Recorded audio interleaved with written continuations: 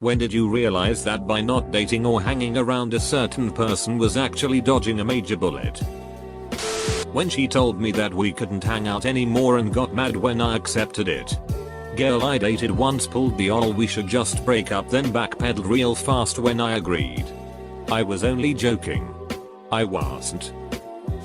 After I broke up with my ex I stopped crying every night.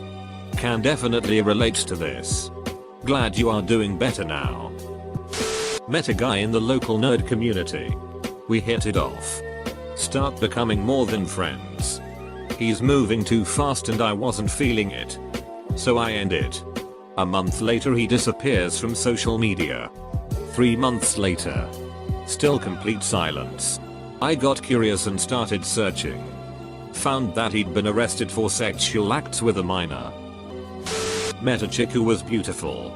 In passing conversation she had said her boyfriend has cancer and she feels like it should affect her emotionally but she just didn't care. He died. I quickly passed on that one and met the best woman ever. Ironically I now have terminal cancer and she is the best mother of our kids. Wife and support life could have given me. When I realized that she had to put down every single thing I did or wanted to do because she couldn't stand me doing better than her at anything. She only liked me when I was as miserable as she was and would do anything to get me there. I'm so glad you're out of that toxic dynamic. Me too. There was so much more going on in addition to that behavior but it drove me over the edge of realizing that she's not a friend and she was filling my life with the most awful energy imaginable so it was worth the depression and the pain. Met a girl at a bar and did a drunk hookup. She wanted to meet up again and I figured okay we were both drunk so I really don't know how she is sober.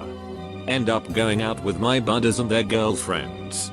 She then proceeds to take a bunch of pics with them within the first half hour of meeting them and uploading them on Facebook.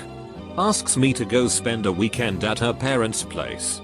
And basically clinging on to me the whole night and getting pissed if I would talk to one of my buddies over her even for a quick minute. Decided it was too much and told her it was moving too fast. This led to her texting and calling me every night and driving by my house every day to see if my car was there. Also every bar I would go to I would end up running into her. Didn't realize this until I saw on my Snapchat that she could see where I was. She scared the shit out of me. Was in a church youth group with the Catholic priest's niece. I was like 14 years old. Came on to me very hard. But I was really a bit immature at the time. 6 months later she was pregnant and definitely having that baby.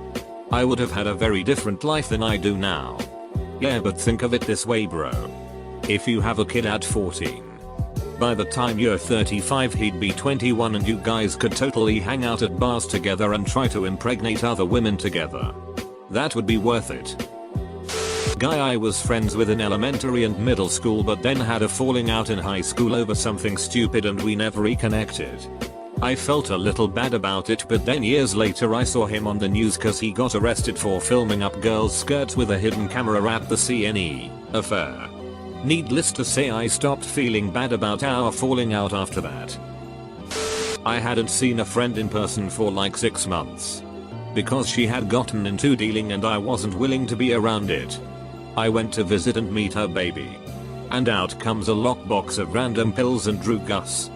That was the last time we hung out. Now she's a druggie with 3 kids who have been taken away. This is very recent. I was supposed to go on a date with a guy only yesterday, Saturday. I had met him on POF. Chatted for about a week and a half and then planned to go for lunch.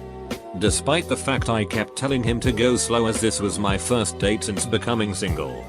The breakup has messed me up a bit and I was still feeling fragile etc. It was like I never said any of that at all. He wanted me to French kiss him the moment I met up with him and kept saying things like I'm gonna give you the best date so your mum is proud of me and I'm gonna be charming and you're gonna fall. So it got to Friday and I realized I really didn't want to go anymore. I even posted on the anxiety thread on here as it had set me off.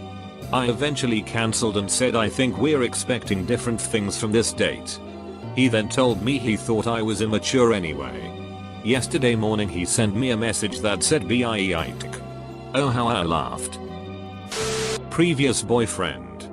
We were only together for like a month. 3 years after breakup I was bored and stalking some old friends and found his Tumblr. It was not anonymous. And full of really weird hentai.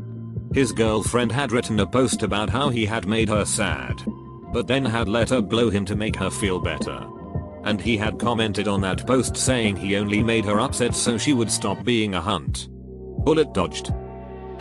When I found out he was involved in a cult and wanted to get me involved with it too. Rookie mistake.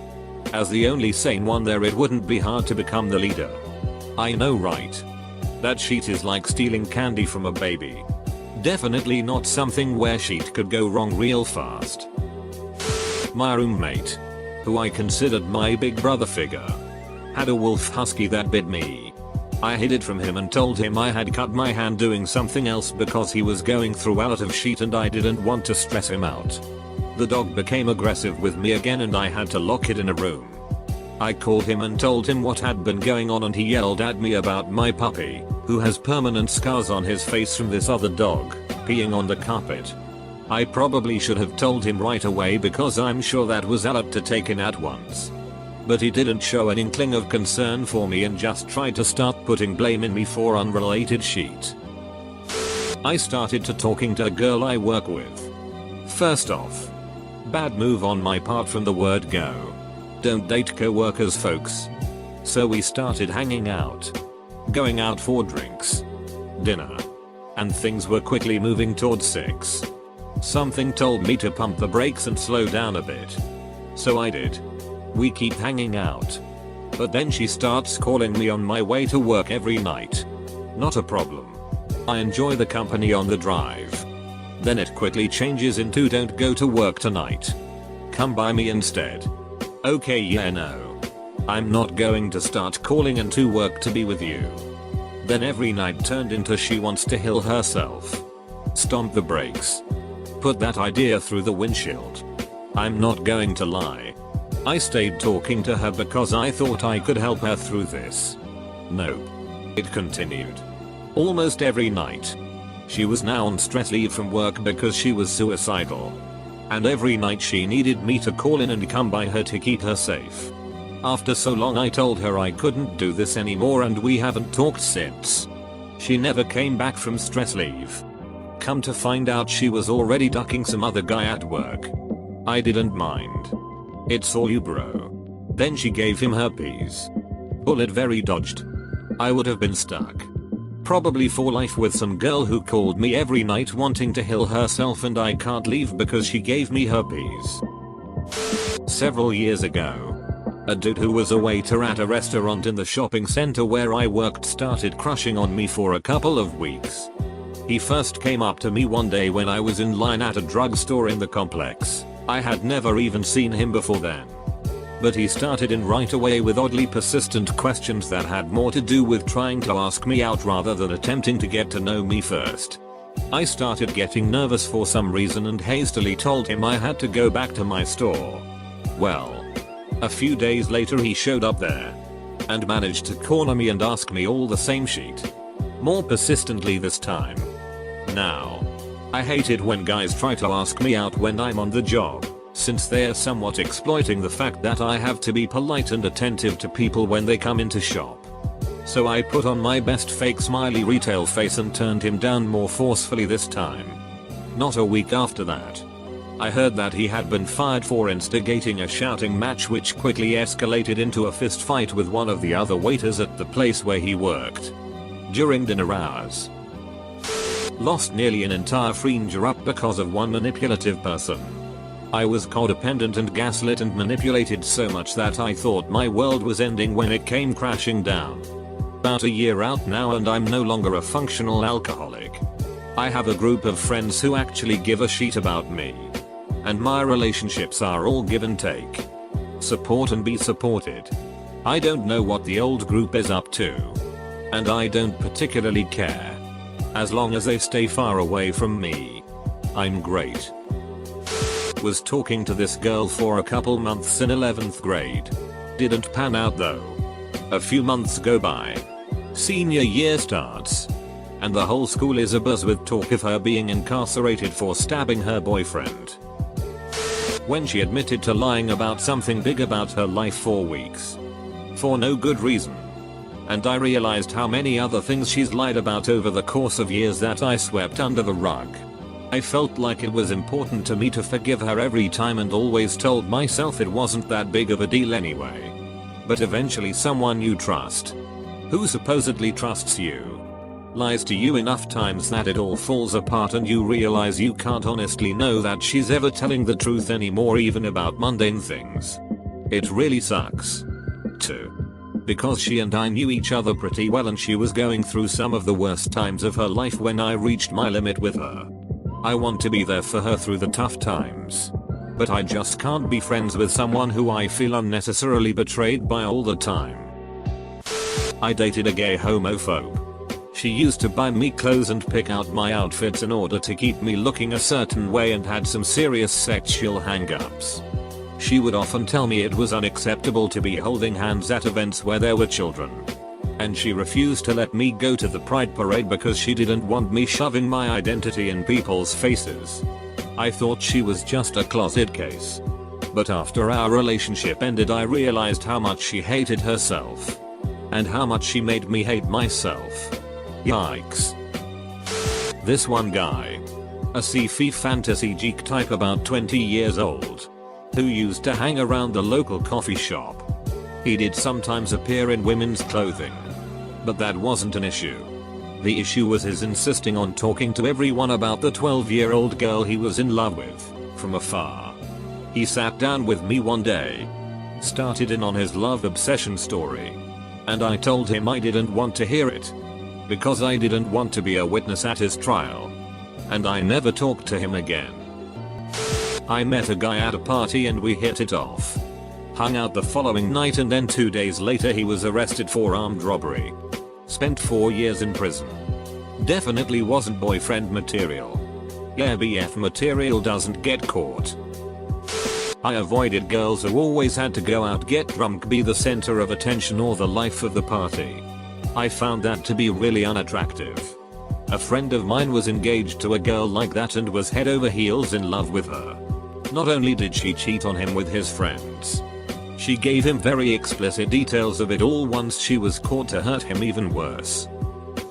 When he talked about when we get married on our second day of dating, we hadn't even kissed yet. Manipulative behavior to extract favors and loans. Exeunt. Chased by a bear. I was out there. Can we hear more on the chased by a bear aspect? Did they owe the bear on loans? It's from A Winter's Tale by Shakespeare. The stage directions for a character in a particular scene say exit. Pursued by a bear. It's well known in theater circles as being one of the funniest stage directions written in a script. Edit. Autocorrect thinks it's A Winter's Take. When I realized that he was a high-functioning alcoholic whose pastime consisted of only getting blackout drunk and bitching about everything around them. Turns out while he insisted that I was one of the cool ones, he complains about me behind my back. Also, for different person. When I found out they didn't like David Bowie. My ex's mom got really drunk and kissed me with tongue during a Christmas party at her sister's house. On the way home after, I told my ex about it and she defended her mom, saying we're a close family. You just wouldn't understand. When after my ex and I broke up, he married another woman a few years later and became extremely religious. All of a sudden he had a huge problem with gay marriage and thought it was unnatural, even though when we dated in college he had several gay friends and was the most accepting person you could ever meet. He would rant about it on Facebook and get into arguments with people on Facebook all the time. No. Thanks. Tom Hanks. Bullet dodged. A girl I dated in college told me her only previous boyfriend was emotionally and physically abusive. And she hadn't gotten any therapy. Given that she was the first girl I seriously dated, I didn't think I had the maturity level needed to continue on. I was right. I was acquainted with someone who always asked me about what drama was going on and always wanted to gossip about happenings. I never really responded to her as I don't enjoy that type of talk, especially with near strangers. A few months later I find out that she sends lewd messages to minors on Facebook. She lives in a different country than most of the people she messaged, so it's hard for her to be reported. She would often send messages to people about her sex life and asked if people were virgins. She also advanced on someone telling that she'd be willing to do it with someone to prove that the person she messaged was bi. Glad I never responded to her. He put on a lot of weight and started randomly messaging me on Facebook one night. He was engaged at the time. I'm so glad I ended that mess when I did. I would hate to be engaged to someone who habitually messaged random girls for hookup. It took me 5 years, if you can believe this. It was a very stressful relationship. She somehow knew exactly how to cause the most amount of stress and pain in the depths of my soul. We were engaged and I was trying to marry her and nail down a date for a wedding. But despite being together for a few years, she kept dodging it. Finally, after 5 years, I realized if we stay together I'll probably die by 40 of a heart attack or a cardiac arrest. I broke it off and moved on. And believe it or not, I regained my black hair within 6 months. I started growing some white hair around my temples while in that relationship. Bullet dodged for sure. The only real issue I have with questions like these is we are supposed to believe the answers as told from the perspective of the answerer. I understand some, maybe most, of these are legit. But some of them sound like we need to hear the other side the story. Yeah, you're right. And it's not just exclusive to this thread either. People on this site always seem to be the ones in the right when they recount stories.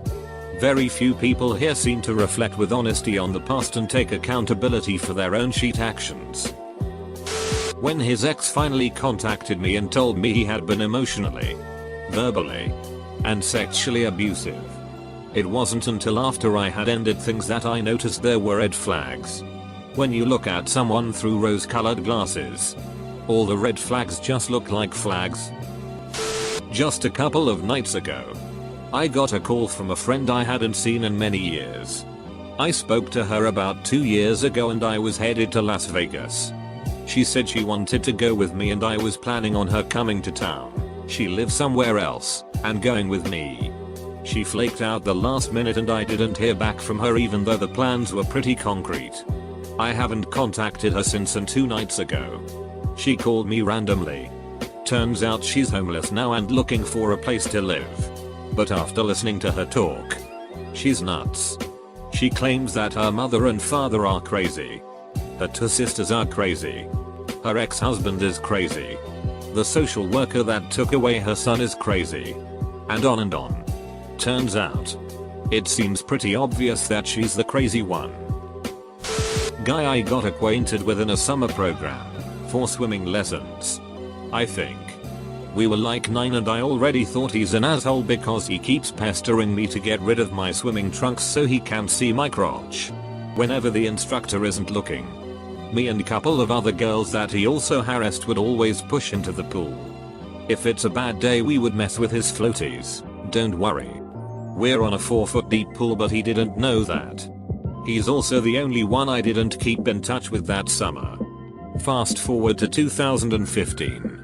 16-year-old me saw his name on the news. Headlines read: Uber driver sexually assaulted passenger.